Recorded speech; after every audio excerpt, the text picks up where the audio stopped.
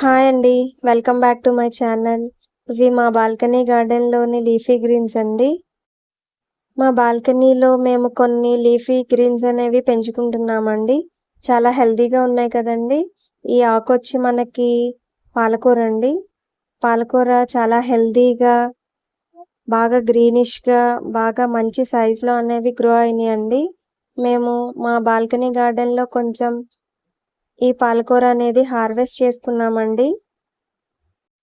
మనకి రైనీ సీజన్‌లో కూడా మనకి లీఫీ గ్రీన్స్ అనేవి చాలా బాగా గ్రో అవుతాయండి.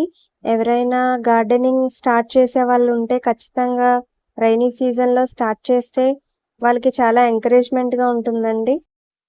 హార్వెస్ట్ చేసుకున్న ఈ పాలకూర చిన్న చిన్న పీసెస్ చేసుకున్నామండి. ఈరోజు మన రెసిపీ వచ్చి పాలకూర, ఉల్లిపాయ, వెల్లుల్లిపాయ కారం అండి.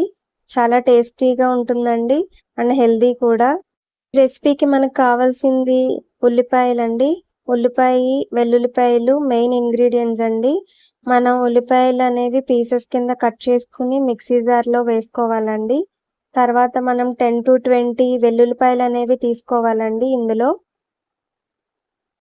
ఈ మిక్సీ జార్‌లో మనం కొంచెం జీలకర్ర, ధనియాలు, ఉప్పు, కారం, పసుపు, కొంచెం కరివేపాకు ఇవన్నీ మనం ఈ మిక్సీ జార్‌లోకి తీసుకోవాలండి. మనకి ఫైన్ పేస్ట్ లాగన్నా చేసుకోవచ్చు. లేకపోతే కొంచెం మంది ఈ మసాలాని బరకగా ప్రిపేర్ చేసుకుంటారండి. అలా కూడా మనం దీన్ని ప్రిపేర్ చేసుకోవచ్చండి. ఎవరి టేస్ట్ బట్టి, ఇంట్రెస్ట్ బట్టి వాళ్ళు మనం ఈ క్వాంటిటీ అనేది తీసుకుంటామండి.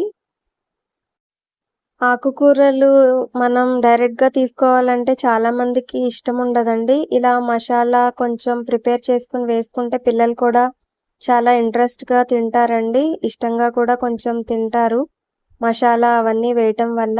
మనకిలా ఫైన్ లాగా చేసుకున్నామండి.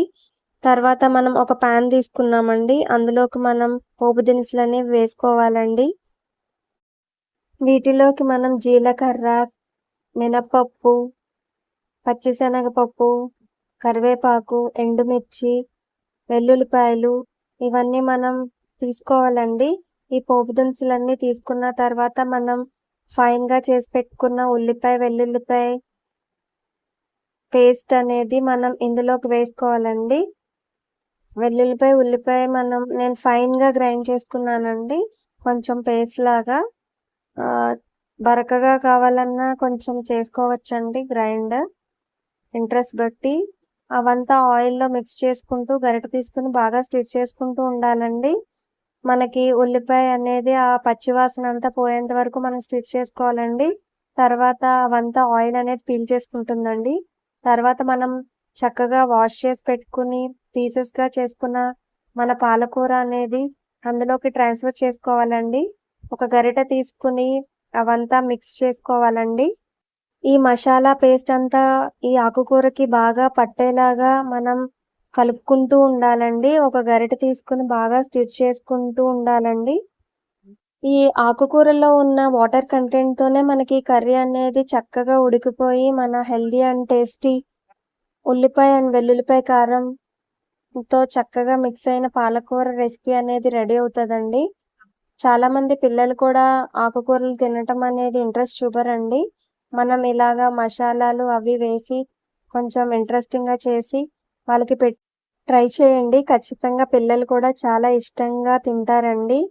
ఇది ఓన్లీ టేస్టీ కాదండి, హెల్తీ కూడా. మనం ఆకుకూరలు రెగ్యులర్ బేసిస్‌గా తీసుకోవటం వల్ల మన హెల్త్ అనేది చాలా బావుంటుందండి.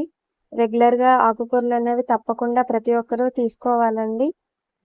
ఖచ్చితంగా ఈ రెసిపీ ట్రై చేయండి. నా వీడియోస్ గనుక నచ్చితే లైక్ చేసి, కామెంట్ చేసి, షేర్ చేసి, సబ్స్క్రైబ్ చేయండి. మర్చిపోకండి.